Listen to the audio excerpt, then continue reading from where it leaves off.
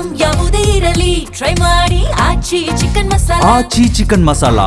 CM ದಾಖಲೆಯ 17ನೇ budget ಮಂಡಿಸಿದ್ದಾರೆ. 3 ಗಂಟೆ 36 ನಿಮಿಷಗಳ ಕಾಲದ ಸುದೀರ್ಘ ಭಾಷಣವನ್ನ ಮಾಡಿದ್ದಾರೆ. ಗ್ಯಾರಂಟಿಗೆ ಹಣಕಾಸನ್ನ ಹೊಂದಿಸಿ ಬಜೆಟ್ ಮಂಡಿಸಿದ್ದಾರೆ. ಸಿಎಂ ದಾಖಲೆಯ 17ನೇ ಬಜೆಟ್ ಮಂಡಿಸಿದ್ದಾರೆ. 3 ಗಂಟೆ 36 ನಿಮಿಷಗಳ ಕಾಲದ ಸುದೀರ್ಘ ಭಾಷಣವನ್ನ ಮಾಡಿದ್ದಾರೆ. ಗ್ಯಾರಂಟಿ ಯೋಜನೆಗಳಿಗೆ ಹಣಕಾಸನ್ನ ಹೊಂದಿಸಿ ಬಜೆಟ್ ಅನ್ನ ಮಂಡಿಸಿದ್ದಾರೆ. ಗ್ಯಾರಂಟಿ ಯೋಜನೆಗೆ 1,21,598 ಕೋಟಿ ರೂಪಾಯಿ ವ್ಯಯ ಮಾಡುವುದಕ್ಕೆ ಹೊರಟಿದ್ದಾರೆ. ಇನ್ನು ಗೃಹಲಕ್ಷ್ಮಿ ಯೋಜನೆಗೆ 28,608 ಕೋಟಿ ರೂಪಾಯಿ ಹಣವನ್ನ ಮೀಸಲಿಟ್ಟಿದ್ದಾರೆ. ಸಮತೋಲನವಾದಂತಹ ಒಂದು ರೀತಿ ಬ್ಯಾಲೆನ್ಸ್ಡ್ ಬಜೆಟ್ ಮಂಡಿಸಿದ್ದಾರೆ ಸಿಎಂ ಸಿದ್ದರಾಮಯ್ಯ. 3 ಗಂಟೆ 36 ನಿಮಿಷಗಳ ಕಾಲ ಸುದೀರ್ಘ ಭಾಷಣವನ್ನ ಮಾಡಿದ್ದಾರೆ. ಒಂದು ರೀತಿ ದಾಖಲೆಯ ಬಜೆಟ್ ಅಂದ್ರೆ 17ನೇ ಬಾರಿಗೆ ಬಜೆಟ್ ಮಂಡಿಸಿ ಹೊಸ ಇತಿಹಾಸವನ್ನ ಬರೆದಿದ್ದಾರೆ ಸಿಎಂ ಸಿದ್ದರಾಮಯ್ಯ. 3 ಗಂಟೆ 36 ನಿಮಿಷಗಳ ಕಾಲ ಸುದೀರ್ಘ ಭಾಷಣವನ್ನ ಮಾಡಿದ್ರು.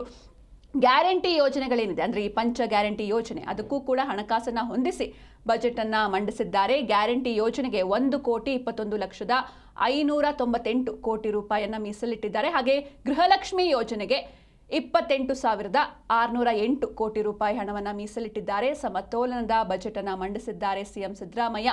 ಕರ್ನಾಟಕ ವಿಧಾನಮಂಡಲದ ಬಜೆಟ್ ಅಧಿವೇಶನ ಇವತ್ತು ನಡೆಯಿತು.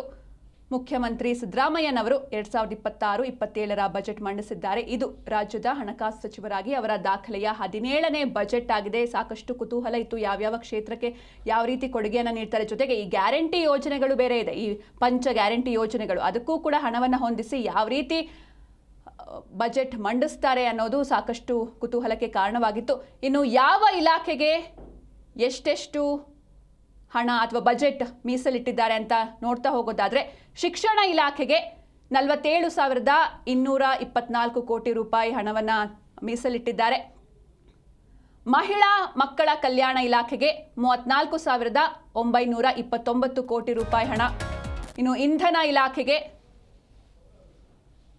29,947 ಕೋಟಿ ರೂಪಾಯಿ ಹಣವನ್ನು ಬಜೆಟ್ನಲ್ಲಿ ಮೀಸಲಿಡಲಾಗಿದೆ. ಇಂಧನ ಇಲಾಖೆಗೆ 29,947 ಕೋಟಿ ರೂಪಾಯಿ ಹಣವನ್ನು ಮೀಸಲಿಟ್ಟಿದ್ದಾರೆ. ಹಾಗೆ ಗ್ರಾಮೀಣಾಭಿವೃದ್ಧಿ ಇಲಾಖೆಗೆ 26,559 ಕೋಟಿ ರೂಪಾಯಿ ಹಣವನ್ನು ಈ ಬಾರಿಯ ಬಜೆಟ್ನಲ್ಲಿ ಮೀಸಲಿಟ್ಟಿದ್ದಾರೆ. ಇನ್ನು ನೀರಾವರಿ ಇಲಾಖೆಗೆ 22,436 ಕೋಟಿ ರೂಪಾಯಿ ಹಣವನ್ನು ಬಜೆಟ್ನಲ್ಲಿ ಘೋಷಣೆ ಮಾಡಿದ್ದಾರೆ. ಹಾಗೆ ನಗರಾಭಿವೃದ್ಧಿ ವಸತಿ ಇಲಾಖೆಗೆ 22,203 ಕೋಟಿ ರೂಪಾಯಿ ಹಣವನ್ನು ಈ ಬಾರಿಯ ಅಂದರೆ 17ನೇ ಬಾರಿ ಬಜೆಟ್ ಅನ್ನ ಘೋಷಣೆ ಮಾಡಿದ್ದಾರೆ. ಈ ಬಾರಿಯ ಬಜೆಟ್ನಲ್ಲಿ ನಗರಾಭಿವೃದ್ಧಿ ಹಾಗೂ ವಸತಿ ಇಲಾಖೆಗೆ 22,203 ಕೋಟಿ ರೂಪಾಯಿ ಹಣವನ್ನು ಮೀಸಲಿಟ್ಟಿದ್ದಾರೆ. ಹಾಗೆ ಒಳಾಡಳಿತ ಬಂದರು 23,100 ಕೋಟಿ ರೂಪಾಯಿ ಹಣವನ್ನು ಮೀಸಲು ಇಡಲಾಗಿದೆ. ಹಾಗೆ ಕಂದಾಯ ಇಲಾಖೆಗೆ 19,845 ಕೋಟಿ ರೂಪಾಯಿ ಹಣವನ್ನು ಮೀಸಲಿಟ್ಟಿದ್ದಾರೆ ಈ ಬಾರಿಯ ಬಜೆಟ್ನಲ್ಲಿ. ಹಾಗೆ ಸಮಾಜ ಕಲ್ಯಾಣ ಇಲಾಖೆಗೆ ಈ ಬಾರಿಯ ಬಜೆಟ್ನಲ್ಲಿ 18,612 ಕೋಟಿ ರೂಪಾಯಿ ಮೀಸಲಾಗಿದೆ. ಹಾಗೆ ಆರೋಗ್ಯ ಮತ್ತು ಕುಟುಂಬ ಕಲ್ಯಾಣ ಇಲಾಖೆಗೆ 17,818 ಕೋಟಿ ರೂಪಾಯಿ ಹಣವನ್ನು ಈ ಬಾರಿಯ ಬಜೆಟ್ನಲ್ಲಿ ಈ ಒಂದು ಆರೋಗ್ಯ ಹಾಗೂ ಕುಟುಂಬ ಕಲ್ಯಾಣ ಇಲಾಖೆಗೆ ಅಂತ ಮೀಸಲಿಟ್ಟಿದ್ದಾರೆ. ಲೋಕೋಪಯೋಗಿ ಇಲಾಖೆಗೆ 11,424 ಕೋಟಿ ರೂಪಾಯಿ ಹಣವನ್ನು ಈ ಬಾರಿಯ ಬಜೆಟ್ನಲ್ಲಿ ಮೀಸಲಿಟ್ಟಿದ್ದಾರೆ. ಜೊತೆಗೆ ಕೃಷಿ ಮತ್ತು ತೋಟಗಾರಿಕೆ ಇಲಾಖೆಗೆ 8,373 ಕೋಟಿ ರೂಪಾಯಿ ಹಣವನ್ನು ಈ ಬಾರಿಯ ಬಜೆಟ್ನಲ್ಲಿ ಘೋಷಿಸಿದ್ದಾರೆ. ಆಹಾರ ನಾಗರಿಕ ಸರಬರಾಜು ಇಲಾಖೆಗೆ 7,942 ಕೋಟಿ ರೂಪಾಯಿ ಹಣವನ್ನು ಮೀಸಲಿಡಲಾಗಿದೆ.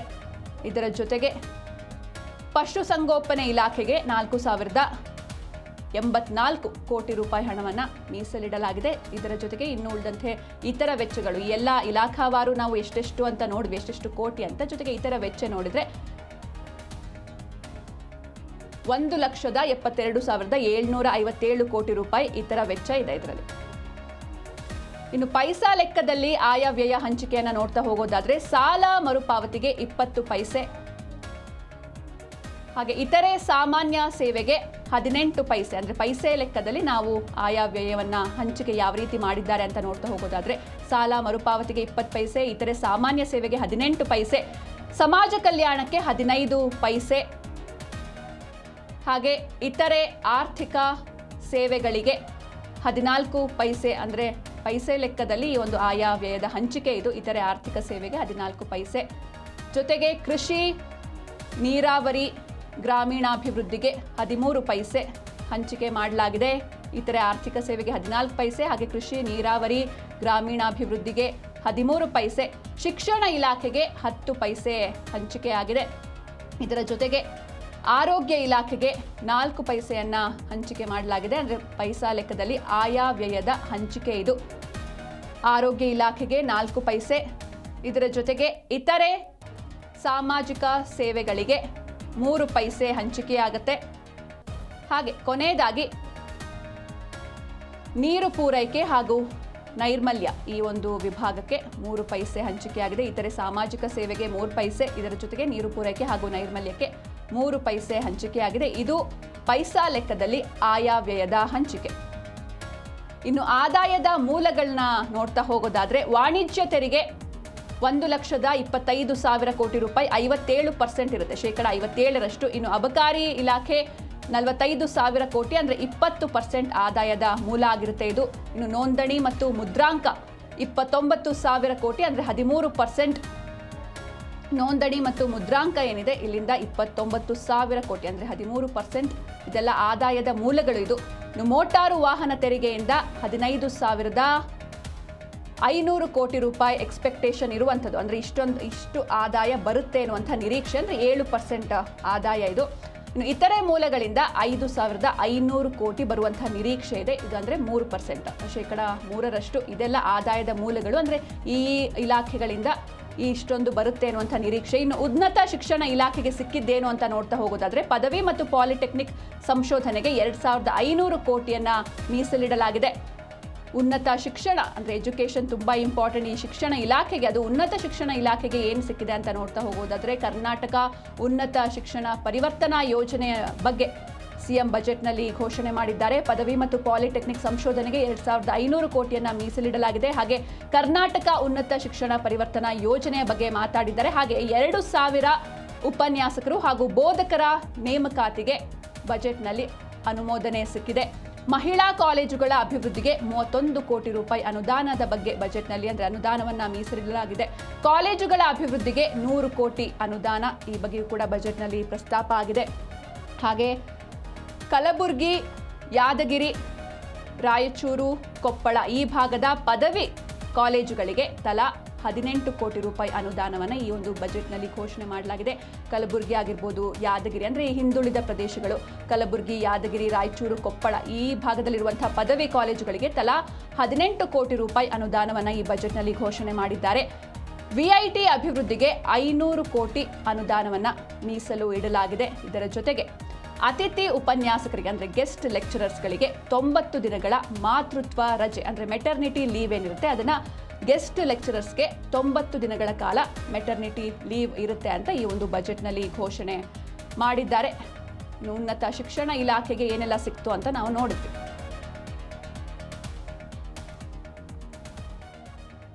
ಇನ್ನು ಈ ಬಾರಿಯ ಬಜೆಟ್ನಲ್ಲಿ ಶಾಲಾ ಶಿಕ್ಷಣ ಇಲಾಖೆಗೆ ಬಂಪರ್ ಕೊಡುಗೆ ಸಿಕ್ಕಿದೆ. ಪ್ರಾಥಮಿಕ, ಪ್ರೌಢ ಮತ್ತು PU ಕಾಲೇಜು ನಿರ್ವಹಣೆಗೆ, ಅಂದರೆ ಮೇಂಟೆನೆನ್ಸ್ಗೆ 125 ಕೋಟಿ ಈ ಬಾರಿಯ ಬಜೆಟ್ನಲ್ಲಿ ಘೋಷಣೆಯಾಗಿದೆ. ಹಾಗೆ ಸರ್ಕಾರಿ ಶಾಲೆಗಳ ಇಂಗ್ಲಿಷ್ ತರಬೇತಿ ಕಾರ್ಯಕ್ರಮಕ್ಕೆ 25 ಕೋಟಿಯನ್ನು ಮೀಸಲು ಇಡಲಾಗಿದೆ. ಸರ್ಕಾರಿ ಶಾಲೆಗಳಲ್ಲಿ ಇಂಗ್ಲಿಷ್ ತರಬೇತಿ, ಅಂದರೆ ಸ್ಪೋಕನ್ ಇಂಗ್ಲಿಷ್ ಆಗಿರ್ಬೋದು ಅಥವಾ ಇಂಗ್ಲಿಷ್ ಟ್ರೈನಿಂಗ್, ಈ ಒಂದು ಪ್ರೋಗ್ರಾಮ್ಗಳಿಗೆ 25 ಕೋಟಿ. ಹೈಸ್ಕೂಲ್ ವಿದ್ಯಾರ್ಥಿಗಳಿಗೆ IIT ಸಹಯೋಗದಲ್ಲಿ AI ತರಬೇತಿ, ಅಂದರೆ ಆರ್ಟಿಫಿಷಿಯಲ್ ಇಂಟೆಲಿಜೆನ್ಸ್, ಈ ಒಂದು ತರಬೇತಿಯನ್ನು ಮಾಡೋದಕ್ಕೂ ಕೂಡ ಬಜೆಟ್ನಲ್ಲಿ ಘೋಷಣೆಯಾಗಿದೆ. ಉತ್ತಮ ಕಲಿಕಾ ಉಜ್ವಲ ಭವಿಷ್ಯ ಯೋಜನೆಯನ್ನು ಘೋಷಣೆ ಮಾಡಿದ್ದಾರೆ ಈ ಬಾರಿಯ ಬಜೆಟ್ನಲ್ಲಿ. ಶಾಲಾ ಅಭಿವೃದ್ಧಿ ವಿವಿಧ ಯೋಜನೆಗಳಿಗೆ 3,900 ಕೋಟಿ ಹಣವನ್ನು ಈ ಬಾರಿಯ ಬಜೆಟ್ನಲ್ಲಿ ಮೀಸಲು ಇಡಲಾಗಿದೆ. 1ರಿಂದ 10ನೇ ತರಗತಿವರೆಗೆ ಉಚಿತ ಪಠ್ಯ ಪುಸ್ತಕವನ್ನು ಡಿಸ್ಟ್ರಿಬ್ಯೂಟ್ ಮಾಡ್ತೀವಿ ಅಂತ ಈ ಬಾರಿಯ ಬಜೆಟ್ನಲ್ಲಿ ಹೇಳಿದ್ದಾರೆ. 1ರಿಂದ 10ನೇ ತರಗತಿವರೆಗೆ ಫ್ರೀಯಾಗಿ ಎಲ್ಲ ಟೆಕ್ಸ್ಟ್ ಬುಕ್ಸ್ಗಳನ್ನ ಫ್ರೀಯಾಗಿ ಡಿಸ್ಟ್ರಿಬ್ಯೂಟ್ ಮಾಡ್ತೀವಿ ಅಂತ ಘೋಷಣೆಯನ್ನು ಮಾಡಿದ್ದಾರೆ. ವಿದ್ಯಾ ವಿಕಾಸ ಯೋಜನೆಯಡಿ ಫ್ರೀ ಟೆಕ್ಸ್ಟ್ ಬುಕ್ಸ್ ಸಿಗುತ್ತೆ ಮಕ್ಕಳಿಗೆ. 1ರಿಂದ 10ನೇ ತರಗತಿ ಮಕ್ಕಳಿಗೆ ವಿದ್ಯಾ ವಿಕಾಸ ಯೋಜನೆಯಡಿ ಫ್ರೀ ಟೆಕ್ಸ್ಟ್ ಬುಕ್ಸ್ ಸಿಗುತ್ತೆ. ಹೊಸ ಕಟ್ಟಡ ಮತ್ತು ದುರಸ್ತಿಗೆ 540 ಕೋಟಿಯನ್ನು ಮೀಸಲು ಇಡಲಾಗಿದೆ. ಅಂದರೆ ನಾವು ನೋಡ್ತಾ ಇದ್ವಿ, ಸರ್ಕಾರಿ ಶಾಲೆಗಳಲ್ಲಿ ಸರಿಯಾದಂತಹ ಕಟ್ಟಡ ಇಲ್ಲ ಅಥವಾ ಮಳೆ ಬಂದರೆ ಸೋರುತ್ತೆ. ಈ ನಿಟ್ಟಿನಲ್ಲಿ 540 ಕೋಟಿ ರೂಪಾಯಿಯನ್ನು ಮೀಸಲು ಇಡಲಾಗಿದೆ. ಇನ್ನು ಶಾಲೆಗಳಲ್ಲಿ ಶೌಚಾಲಯ ನಿರ್ಮಾಣಕ್ಕೆ 75 ಕೋಟಿ ಘೋಷಣೆಯಾಗಿದೆ ಈ ಬಾರಿಯ ಬಜೆಟ್ನಲ್ಲಿ. ಇನ್ನು ಪೀಠೋಪಕರಣಗಳ ಖರೀದಿಗೆ 25 ಕೋಟಿ ಹಣವನ್ನು ಮೀಸಲು ಇಟ್ಟಿದ್ದಾರೆ. ಅಂದರೆ ಬೆಂಚ್ ಆಗಿರ್ಬೋದು, ಡೆಸ್ಕ್ ಆಗಿರ್ಬೋದು, ಅಥವಾ ಟೀಚರ್ಸ್ಗಳಿಗೆ ಟೇಬಲ್, ಚೇರ್ ಆಗಿರ್ಬೋದು, ಇದೆಲ್ಲದವನ್ನು ಖರೀದಿ ಮಾಡೋದಕ್ಕೆ 25 ಕೋಟಿ ಮೀಸಲು ಇಡಲಾಗಿದೆ. ಇನ್ನು ಕಾಲೇಜುಗಳ ನಿರ್ವಹಣೆಗೆ 120 ಕೋಟಿ ಅನುದಾನವನ್ನು ಈ ಬಾರಿಯ ಬಜೆಟ್ನಲ್ಲಿ ಘೋಷಿಸಲಾಗಿದೆ.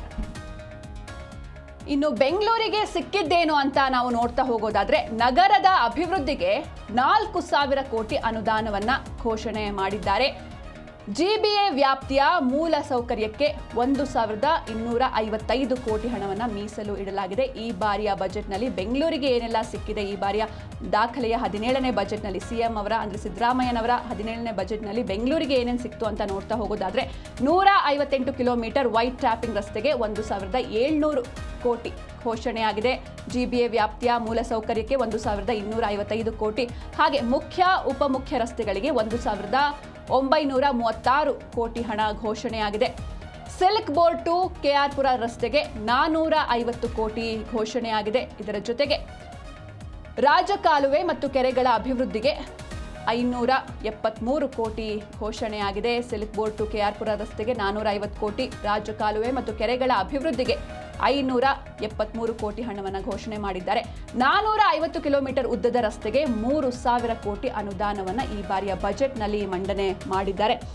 ಇನ್ನು ರಿಂಗ್ ರಸ್ತೆಯ ಮೆಟ್ರೋ ಪಾದಚಾರಿ ಮಾರ್ಗಕ್ಕೆ 160 ಕೋಟಿ ಹಣವನ್ನು ಈ ಬಾರಿಯ ಬಜೆಟ್ನಲ್ಲಿ ಮೀಸಲಿಟ್ಟಿದ್ದಾರೆ. ರಿಂಗ್ ರೋಡ್ನ ಮೆಟ್ರೋ ಪಾದಚಾರಿ ಮಾರ್ಗಕ್ಕೆ 160 ಕೋಟಿ ರೂಪಾಯಿ ಹಣ.